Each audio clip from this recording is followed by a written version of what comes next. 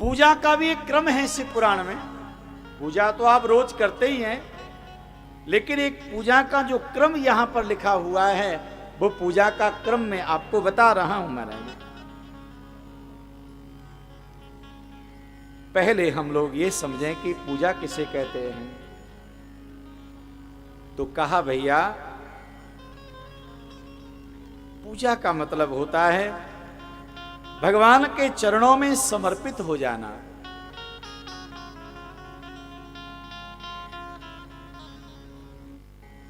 वही पूजा है। अपना सर्वस्व भगवान के चरणों में अर्पण कर देना महाराज, वह पूजा है।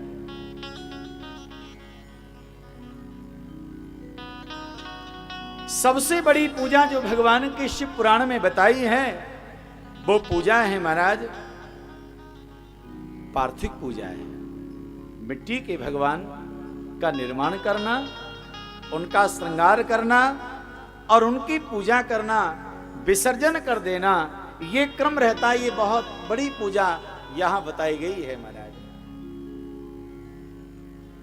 विसर्जन का जो क्रम है वो केवल पार्थिव पूजन के बाद जो पार्थिव आपने मूर्ति बनाई है उसी का विसर्जन होता है। जिस मूर्ति को आपने मंदिर में विराजमान कर दिया है उस मूर्ति का विसर्जन नहीं होता है महाराज। इसकी अभिवृद्धि होती है। पूजा करने से सबको करनी चाहिए महाराज। देवता प्रत्यक्ष हैं और इनकी पूजा के लिए अलग अलग व्यवस्था बताई है महाराज। भगवान सूर्य, श्रीमन नारायण, ब्राह्मण देवता और मेरे महादेव। सूर्य भगवान को प्रसन्न करना है तो नमस्कार, भगवान सूर्य को नमस्कार करिए। जब घर से बाहर निकलो, जब भी आप घर से बाहर निकलो किसी काम के लिए तो भगवान सूर्य को प्रणाम अवश्य करिएगा महाराज। नमस्कार प्रिय भानो, भगवान सूर्य को नमस्कार प्रिय है महाराज। अगर आपने भगवान सूर्य को नमस्कार कर दिया तो समझ लो कि आपके द्वारा भगवान सूर्य की पूजा हो गई। और भगवान नारायण को प्रसन्न करना है तो नारायण जी को प्रसन्न करने के लिए अलंकार प्रिय विष्णु, अलंकार इनको बहुत ज्यादा प्रिय है। अगर आपके घर में गोपाल जी है ना, भले ही गोपाल जी छोटे हैं या बड़े, इनसे कोई मायने नहीं रखता है। उनकी जितनी ज्यादा तुम श्रृंगार करेंगे, जितना ज्यादा उनको सजाएंगे, उतना ही भगवान का श्रीमुख खिलता जाएगा महाराज।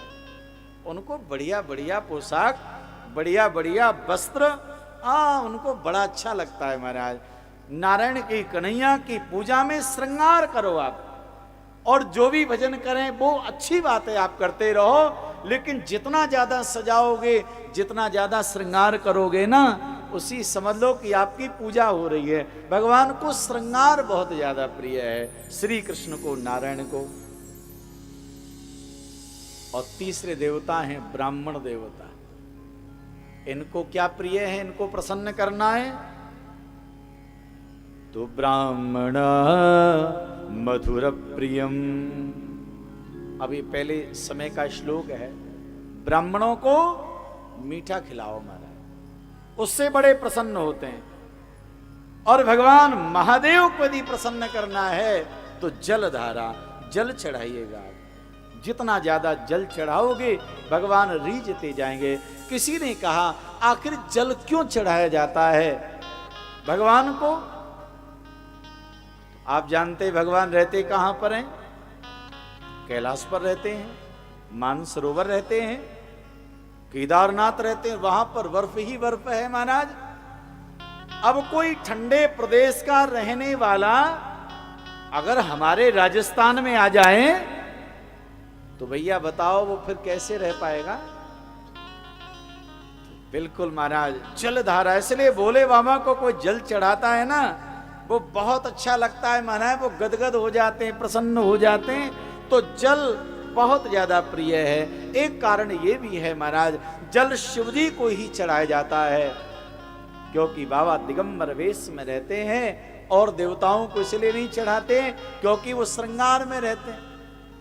अब कहीं कहीं आप मंदिरों में चले जाओ तो जो एक लोटा जल भोले बाबा को चढ़ाया सो एक लोटा जल हनुमान जी को भी चढ़ा दिया। लो महाराज प्यार से कहो हर हर, हनुमान जी को भी नहला दिया। मौका मिल गया तो नारायण बैठे महाराज उनको भी नहला दिया, भले ही उनके वस्त्र गीले हो गए, एक लोटा जल उनको भी, राधा रानी बैठे एक लोटा जल उन पे भी डाल दिया महाराज। नहीं भैया उनको जल नहीं चढ़ता है, जल महादेव को ही चढ़ाया जाता है। जल धारा प्रिय शिवम, जल बहुत ज्यादा प्रिय है। और भैया देखो आप जितना ज्यादा जल चढ़ाओगे, आप किसी मंदिर में जहां भोलेनाथ विराजमान उस मंदिर में आप एक तिपाई और एक कलश आप भेंट कर दीजिए महाराज। कलश में एक छिद्र नीचे हो जाए और उसमें जल से भर दें, थोड़ा दूध डाल दें, पंचामृत डाल दें, थोड़ा गंगा जल डाल दें और जो एक एक बूंद वो जल महादेव के पिंडी पर गिरता है, शिवलिंग के ऊपर गिरता है। आहा बोले बाबा को इतना आनंद मिलता है पूछो मत महाराज। जिस प्रकार से जल धारा जिस भक्त ने, जिस ठाकुर जी के सेवक ने उनके लिए जल की व्यवस्था करी महाराज, जैसे जैसे जल शिव जी के ऊपर गिरता है वैसे वैसे महाराज उस व्यक्ति के जीवन में सारे रोग दोष उन सब का निवारण हो जाता है महाराज, उसको भी आनंद मिलता रहता है।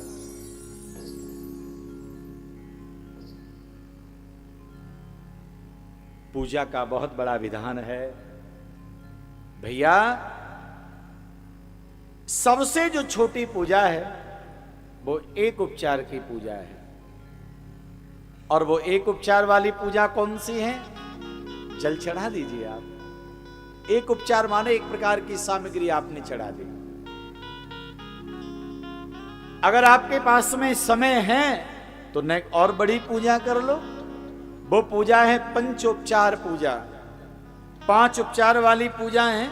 और उस 5 उपचार वाली पूजा में आपकी पूजा की थाली में 5 प्रकार की वस्तु तो होनी चाहिए महाराज। कौन कौन सी? गंध।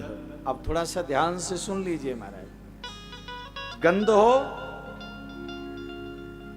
पुष्प हो, गंध रोली हो गया, चंदन हो गया जो सुगंधित है, पुष्प हो गया, धूप हो गया, दीप और नैवेद्य हो गए 5। तदंगाचमनं चैव स्नानम् अभ्यकपूर्वकम्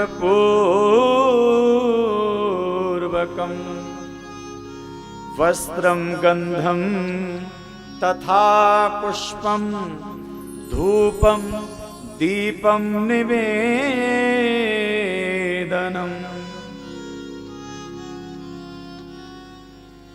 और पूजा को बहुत आनंद से करो महाराज। अब उसमें कोई जल्दीबाजी आपको नहीं करनी है। जब आप थोड़ा समय लेकर के पूजा में आ गए ना तो पूजा को थोड़ी तल्लीनता से कर लो महाराज, भाव से कर लो तो आनंद आ जाएगा महाराज।